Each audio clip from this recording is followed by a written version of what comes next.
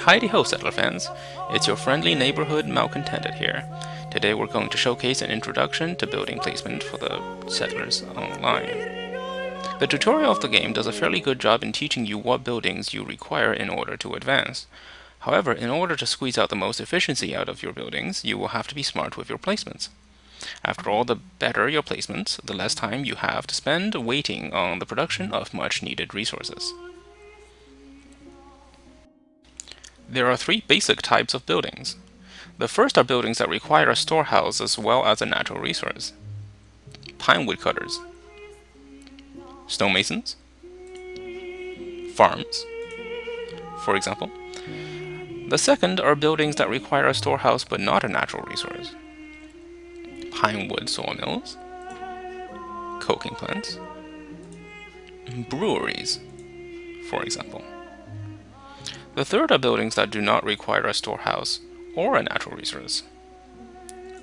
Residences, barracks, provision house, for example. Therefore, in order to create room for the first two types of buildings, it is important to place and/or move the third type to the edges of your island such that they do not take up prime real estate.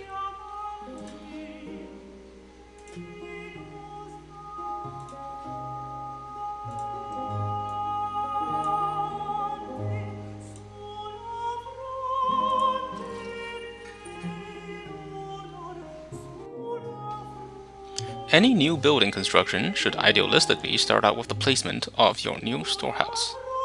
Your storehouse dictates the arrangement of its surrounding buildings.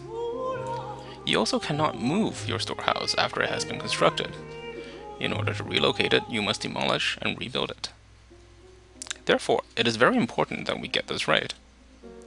The most efficient way for building placement is the hexagonal honeycomb pattern, shown here.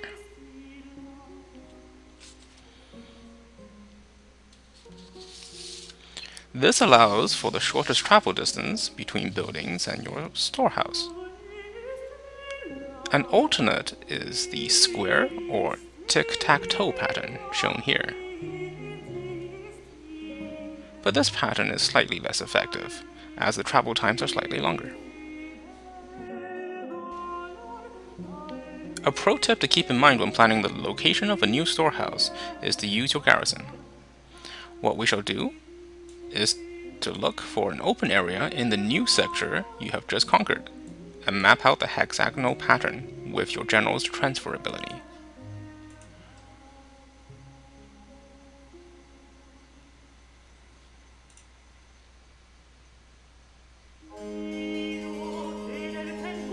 Like so. After which, we can transfer the general to the location where we want our new storehouse to be. If you would like, roads can also be used as building markers.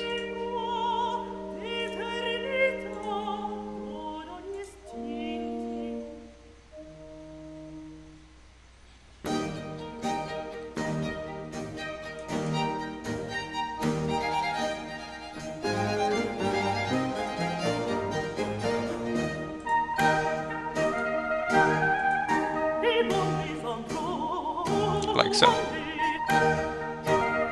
The two methods are often used in conjunction with one another for maximum effect. Keep in mind, though, that roads cannot be constructed on a sector until you have claimed it with a storehouse.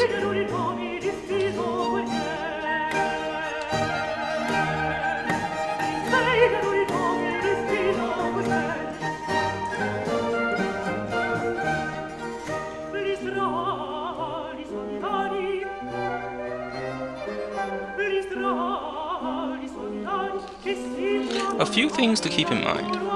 Each building has a details tab that can be clicked on, where an exact breakdown of production time can be found. Also, when you click on any building, the number of flags that show up indicates 2 seconds of travel time. Lastly, buildings that require work preparation time is going to be the same length of time as the one-way travel time, shown here.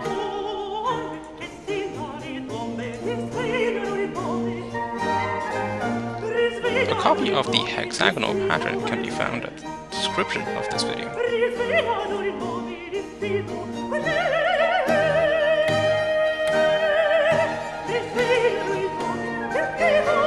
That's it from me. I hope you have all enjoyed my video. Feel free to leave comments and or subscribe.